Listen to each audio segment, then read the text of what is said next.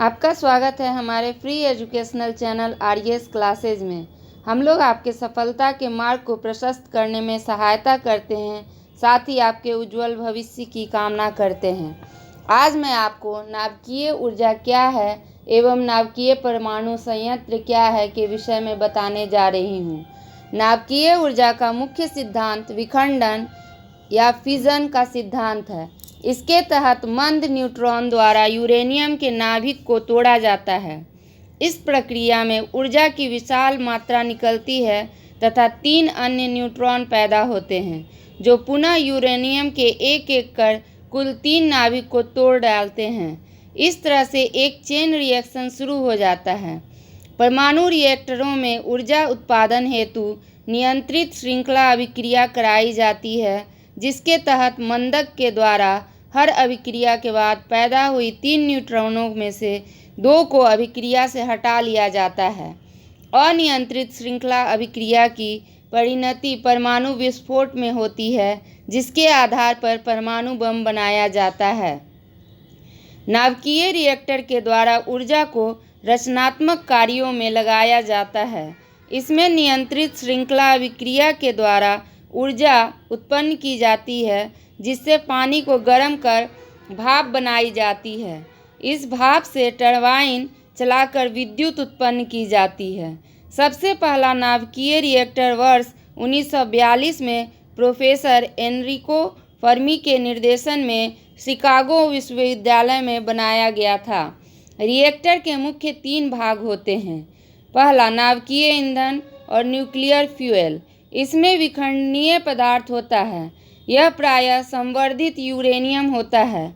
प्राकृतिक यूरेनियम 2 प्रकार के होते हैं। यूरेनियम 238 यह प्रकृति में 99.3% उपलब्ध है, लेकिन इसका विखंडन मंद न्यूट्रॉनों द्वारा नहीं होता। यूरेनियम 235 यह अधिक उपयोगी है, परंतु इसकी उपलब्ध मात्रा मात्र 0.7% है। अतः कृत्रिम रूप से यूरेनियम को परिष्कृत किया जाता है, जिससे यूरेनियम 235 की मात्रा में वृद्धि हो जाती है। दूसरा मंदक मॉडरेटर। नाभिकीय विखंडन की अभिक्रिया से उत्पन्न न्यूट्रॉनों की ऊर्जा अत्यधिक होती है और ये तीव्र गति से भ्रमण करते हैं।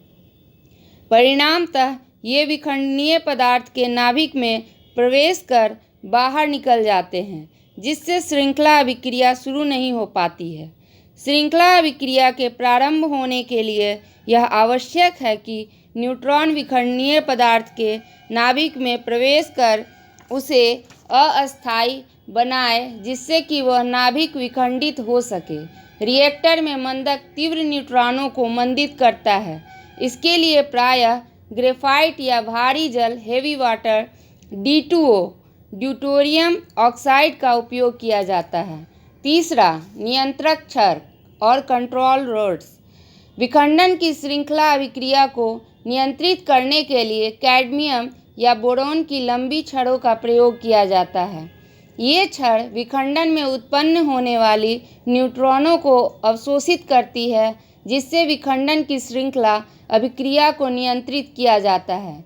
नियंत्रक छड़ों की सहायता से जब ऐसी स्थिति बन जाती है कि औसतन एक विखंडन के पश्चात एक ही विखंडन होता है, तो कहा जाता है कि रिएक्टर क्रांतिक बन गया। तब उससे नियंत्रित रूप से ऊर्जा प्राप्त की जाती है।